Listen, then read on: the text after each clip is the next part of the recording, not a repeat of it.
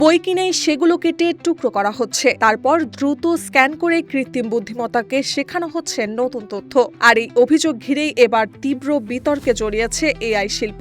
সম্প্রতি যুক্তরাষ্ট্রের আদালতের নথিতে উঠে এসেছে কৃত্রিম বুদ্ধিমত্তা প্রতিষ্ঠান অ্যানথ্রোপিক এর বিরুদ্ধে ছাপা বই ধ্বংস করে স্ক্যান করার অভিযোগ অনুযায়ী প্রতিষ্ঠানটি বাজার থেকে বই কিনে সেগুলো বাধাই কেটে আলাদা করে দ্রুত স্ক্যান করত।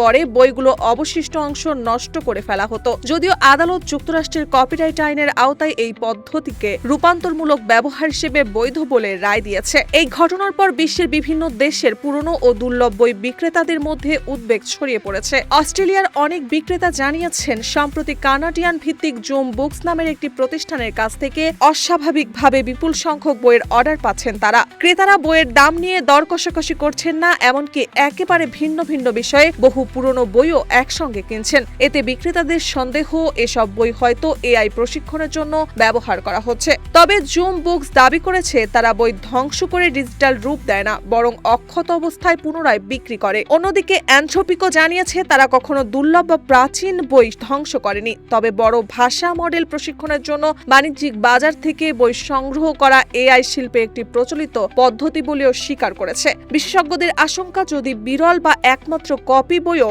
এভাবে ধ্বংস হতে থাকে, তবে ভবিষ্যতে মূল্যবান সাহিত্য ও ঐতিহাসিক ঐতিহ্যের অপূরণীয় ক্ষতি হতে পারে। তাই প্রযুক্তির অগ্রগতির পাশাপাশি সংস্কৃতির ঐতিহ্য রক্ষায় বিষয়টিও এখন নতুন করে আলোচনায় এসেছে।